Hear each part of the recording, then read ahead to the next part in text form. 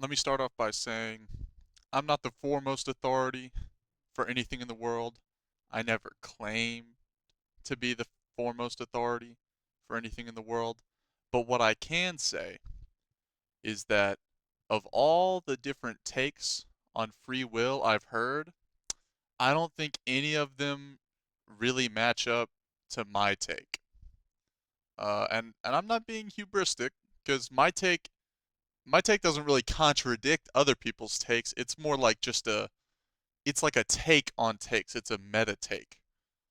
In this video today, I'm going to be giving you the lay of the land of the entire free will conversation. And now, first, I'll just get right to it.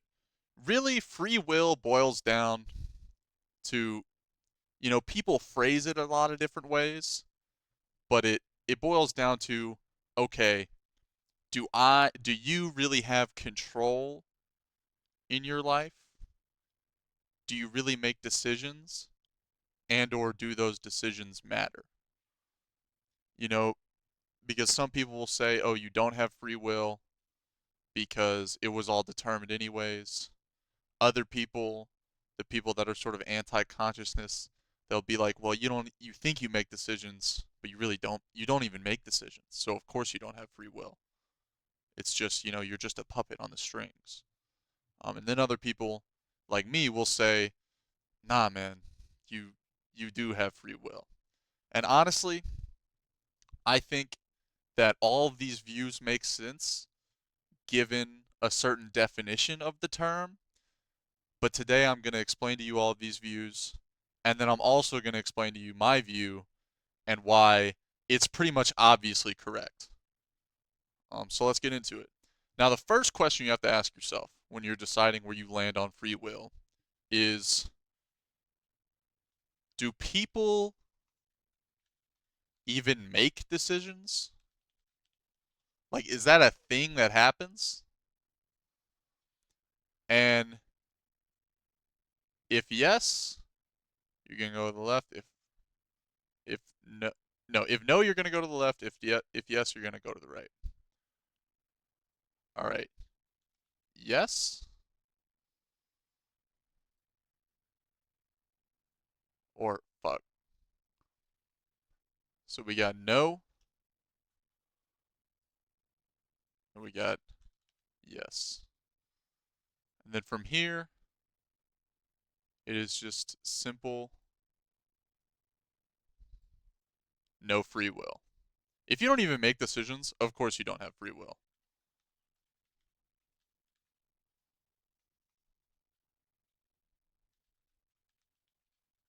Because your will can't be free if you don't even have a will.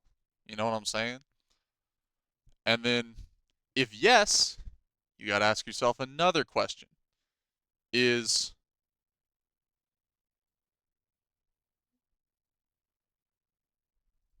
that next question is,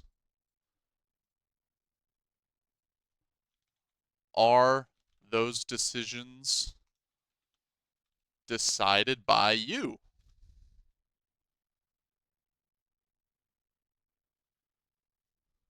Slash are or well, okay. We're going to say that it's a given that they were decided by you. We're going to say, are they predetermined? And now here, if you say yes, or here, if you say no, it immediately leads to you do have free will because you're making your own decisions. Nobody else is making them for you. No thing else is even influencing them or predetermining them. So, yes, you have free will. And this is not my view, but many people have this view. They would be called libertine free willers for those more academically inclined in the audience. And it basically just means that they believe in like absolute free will, that you can always make any like possible human choice. And I don't quite agree with that.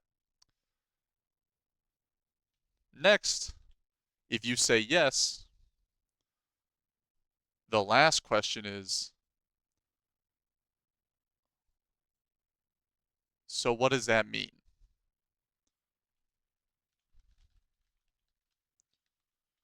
And this is open-ended, but actually, here's a better way to put it. Who, who owns the decision slash who or what caused you to make that decision?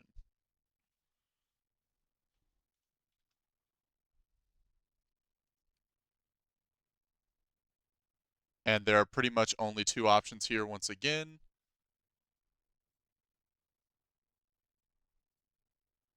and they are you did or the universe slash physics slash God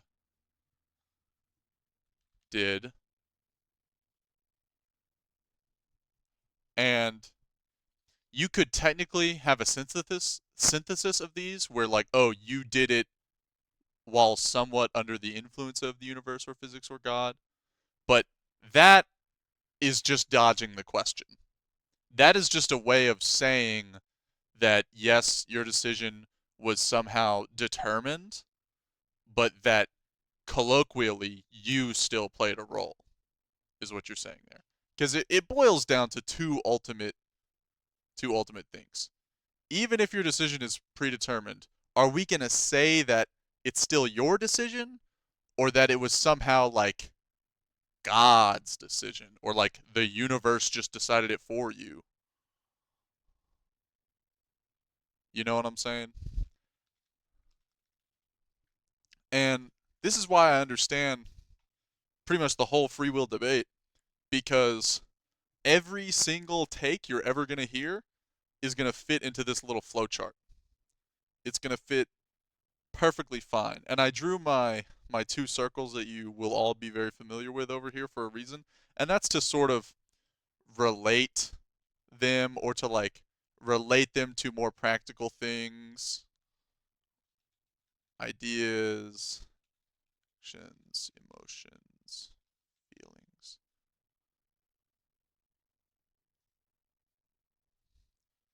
is to relate these takes on free will to their implications in life. That's why I've drawn the inner world and the outer world over here.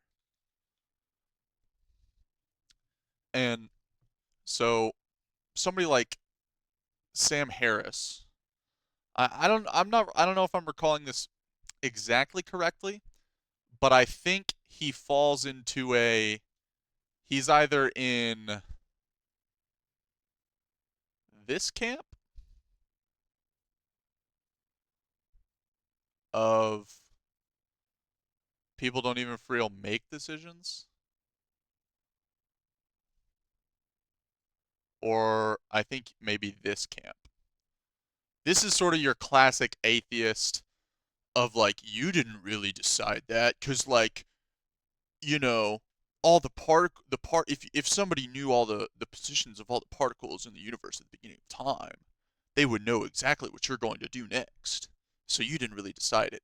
And what they're basically saying there is they're either saying, that exactly would be implying this option that no, you don't have free will because while people do make decisions, those decisions are predetermined by the universe slash God slash physics.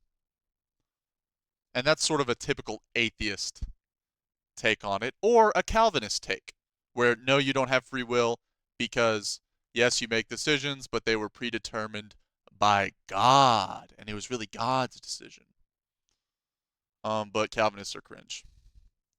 I not really. Just I think their take on free will is cringe, and I'll get into that in short order. So that's one take. Another common take is obviously libertine free will of yes, people make decisions, and they're not predetermined. People just make them completely of their own accord.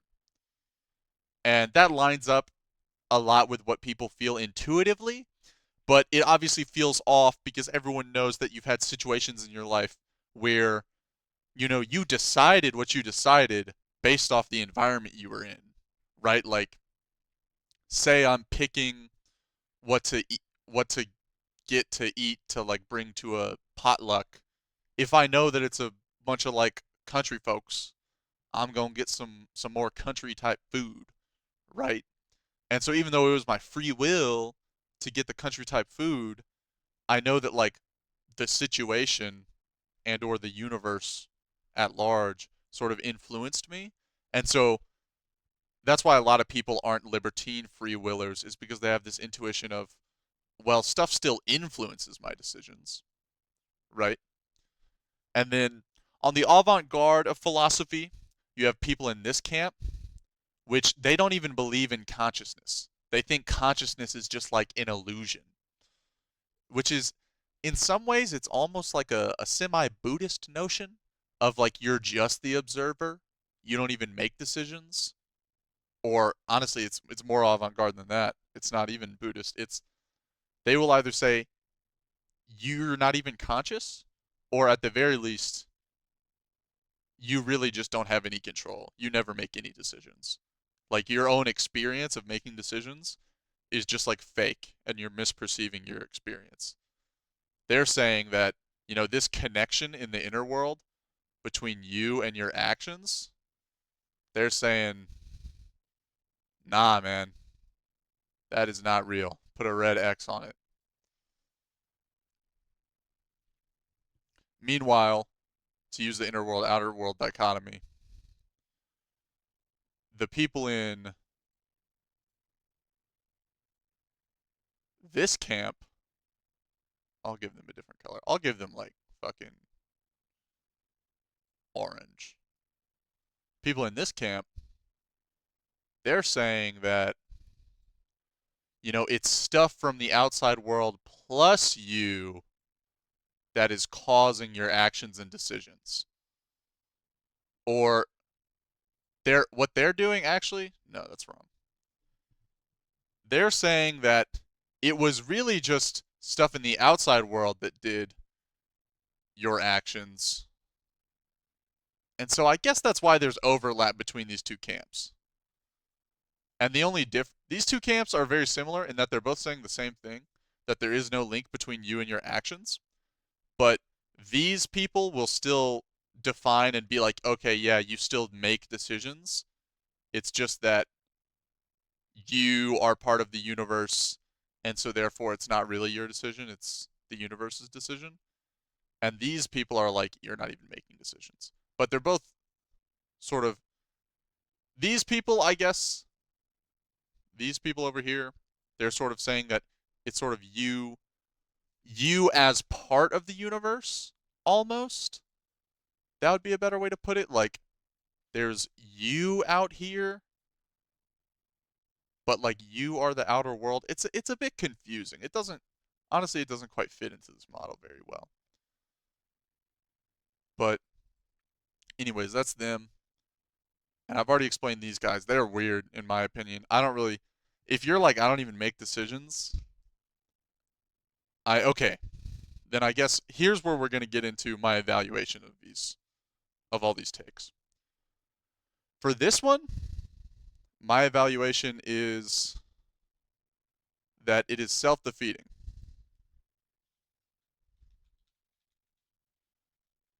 If you don't even make decisions, literally there's no point in even trying to make decisions. In trying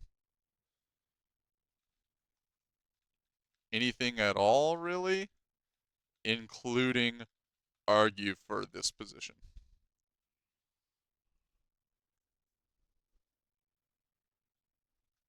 And if you think there is, then you're implicitly disagreeing with yourself. So it's not very coherent. If you ever find someone arguing for this position, um, I'd say they might not be the brightest bulb because even if they give a reason for arguing for it, they're implying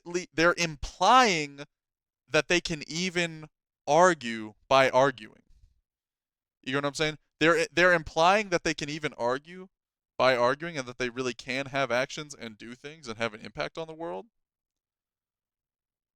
But if if they do not freely admit that there is no point in them quote unquote deciding, it sort of exposes the weirdness of what they're doing. Because if you're saying that you don't make decisions, but then you justify one of your own decisions, it sort of implies that you do make decisions, right? So this camp just doesn't make sense.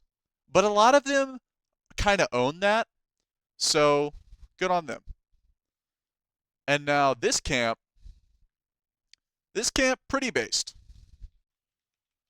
Cuz like in a certain from a certain extent, it makes sense for you to just be like, well, even though it feels like you make decisions, you're part of the world, and so it's really just the universe making the decisions anyways, or God.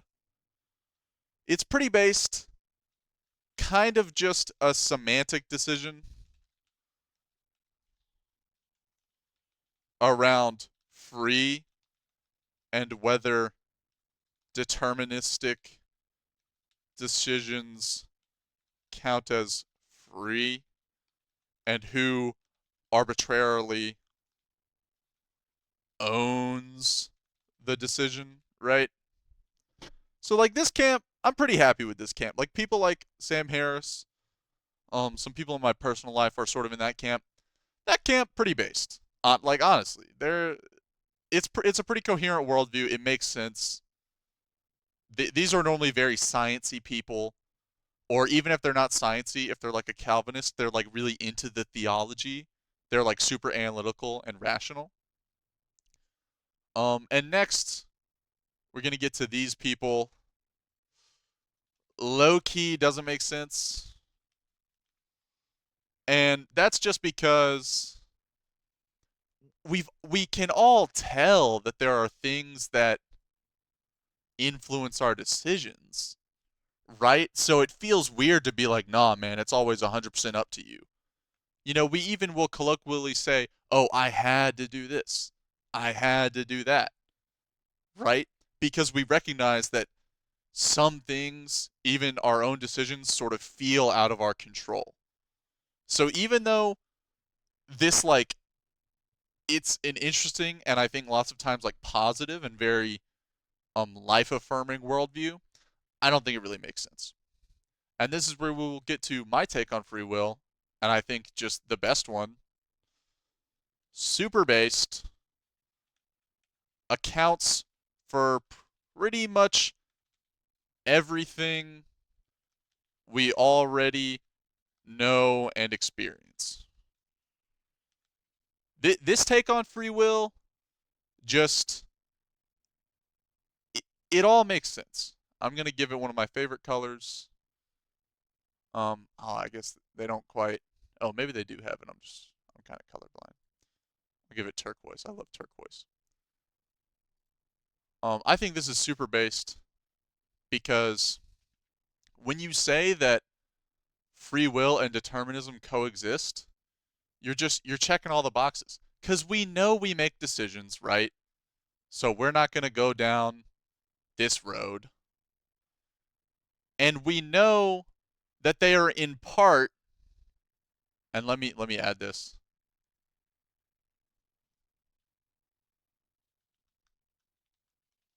At least partially. Are they at least? We know that they're probably partially determined, right? Like there are some scenarios where we just know no matter what happens, we were always going to make that decision. So we know this doesn't make sense. And then when we, like, these two are kind of not even in the realm of making sense. You know, they're either self-defeating or they just don't really align with our reality. And then once we get down to, okay, we know that our decisions are kind of predetermined and or influenced by the world. And the way I would account for that if we go to our inner world outer world dichotomy is we know that there are outer world inputs in and that there are inner world inputs out.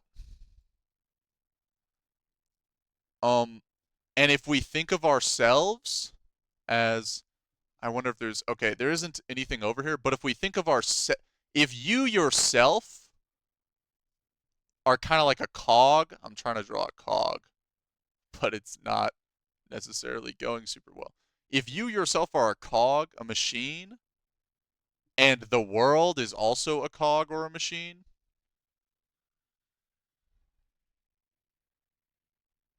then the whole cycle, even though you're making decisions, the whole cycle is still predetermined, right? And so at that point, you're just sort of deciding, okay,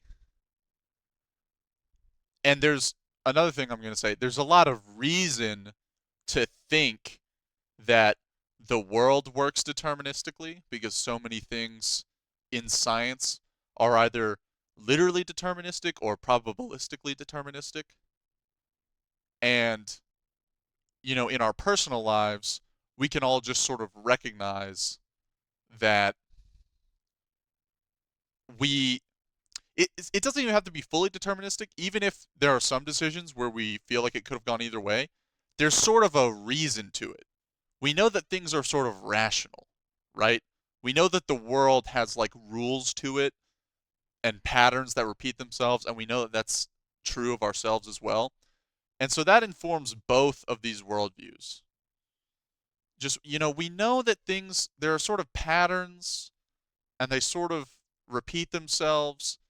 And so that's what makes me think that it's very true that our decisions are at least partially predetermined because so many things in the world are, just observationally they are at least somewhat predetermined, or at least there's like a rationality to it, a physics to it, if you will.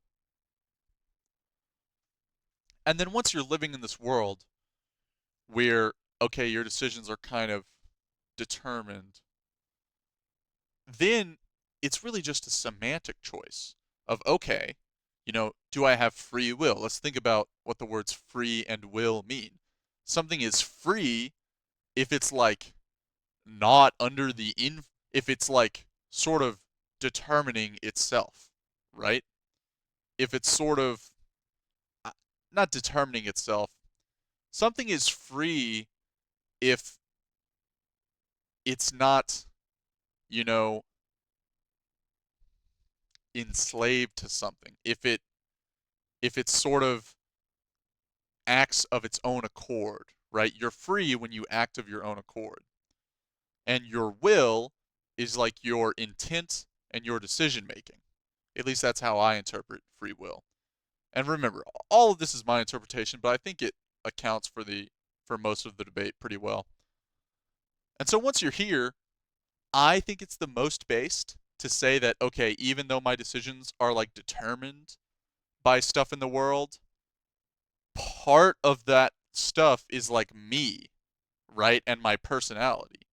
And so if my decisions are partially caused by stuff that I would call myself, then I think you should still say that they're your decisions. And if we just think on a societal level, it makes more sense for like accountability. We should still hold people accountable. Part of my belief in free will is informed by a sense of justice. We can't we can't just hand wave away and be like, "Oh, it was all predetermined." Whenever some guy like shoots up a school, that would be horrible. We have to send them to jail. We can't just act like, oh, because it was predetermined. It wasn't really up to them. We all recognize that there is a feeling of stuff being up to you. And if you're a very rational person and a very analytical person, you might be able to divorce your sense of identity from those decision making processes, at least when it comes to the free will debate. But I think that to the layman, to the common man, to the simple man, as it were, it makes a lot more sense to just be like, you know what? I can recognize in my own experience that I've got this black arrow, right? I'd be doing stuff in the world and it'd be having an impact and it'd be pretty much up to me as far as I can tell. And so I'm going to say I have free will. Even if I'm aware of this green arrow and of the feedback loop between them, I'm not going to act like it wasn't my decision. You know, at, in some ways, it's almost a proximate versus ultimate cause question, right? Because the proximate cause of anything you do is obviously just yourself. But the ultimate cause is like God or the Big Bang or like the existence of the universe at all, right? And so I think that it makes sense to say you have free will even if the world and your decisions are determined, because it makes more sense to speak and define terms when it comes to causation, mostly, you know, in the terms of the proximate causes of things. Like most of the time, whenever you are talking about an ultimate cause, you have to sort of qualify that. You have to be like, oh, well, it was really caused by this, or it was originally caused by this. And the reason you do that is because you know that if you just said that um, West Germany winning the 1984 World Cup was caused by the assassination of Franz Ferdinand, people would be like, what are you saying? But if you explain that, oh, well, if you go back down the line of causation, it's like, you know, the Soviet Union causes the existence of West Germany and like the flight of a lot of people to West Germany, and like that was all caused by World War II, which was sort of caused by World War One, which was sort of caused by the assassination of Archduke Franz Ferdinand. You don't just say it simply caused it; you have to say it really or ultimately caused it, because the common sense of people identifying causes is the most proximate cause. That's normally what we assign causal blame to, as it were. And that's another thing. The the conversation around free will is often all about responsibility, right? And if you're a very analytical person, you're going to be divorcing yourself from your emotions, and you'll be like, "Oh, that guy grew up in a rough neighborhood and that's why he killed 3 people." And that might be true, but to get society on board with your way of thinking, I'm not saying it would necessarily have worse outcomes.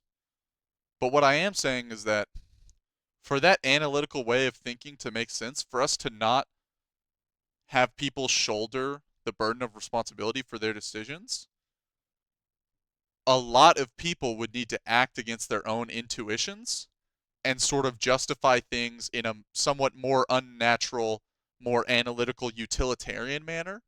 Because a lot of things, ultimately, practically, a lot of things don't change between these two worldviews. They're kind of equivalent, right?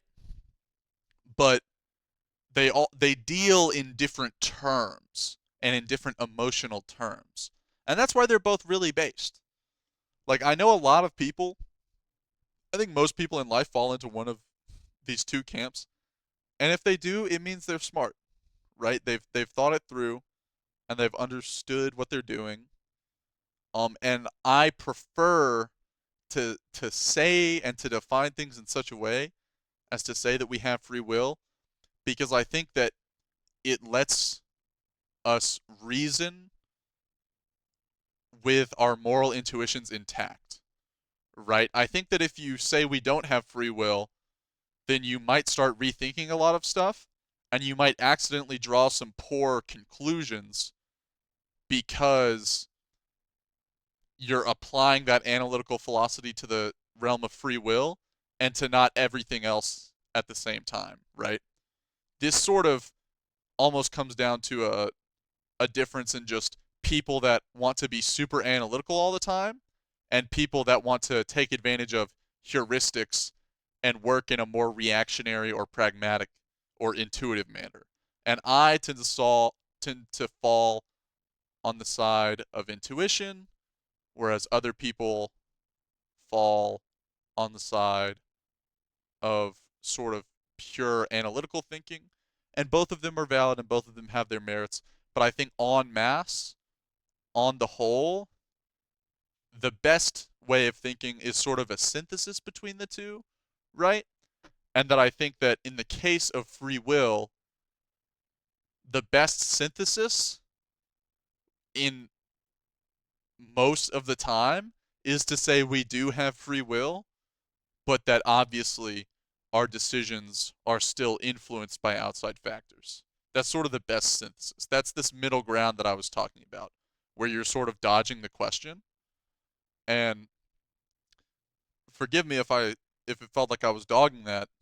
That middle ground is like really based because it's just, so many things in life, the truth is just obvious, right? Like if you ask any person worth their salt to think about free will in this manner for like 10 seconds, their first instinct is to be like, well, yeah, it feels like we make our own decisions, but like they're influenced by other stuff, right?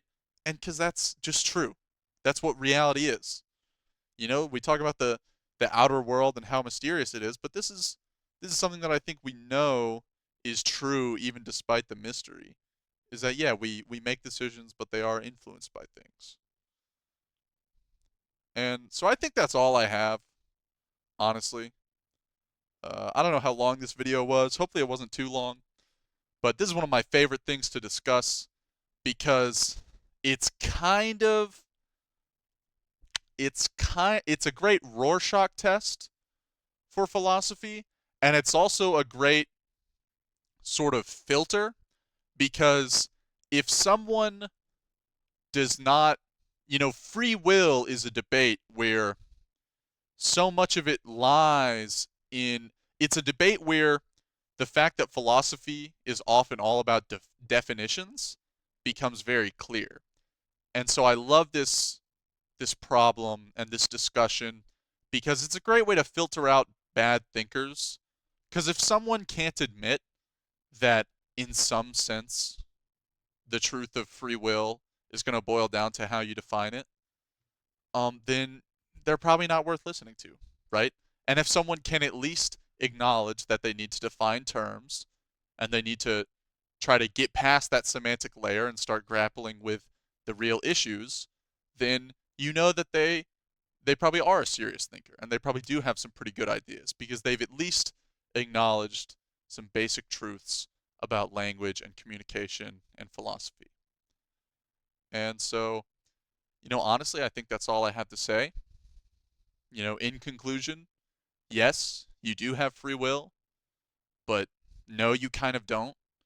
But it's best to just think of it like you do, but be willing to admit that, some things are still out of your control. And common sense does not often betray you, even in high or far-flung, philosophical discussions such as free will. The common sense approach is still, oftentimes the best one. Bit of Occam's razor there for you. But yeah, um, great talking. Thank you for listening. If you are listening, um, feel free to comment what you think I should talk about next. And that's all.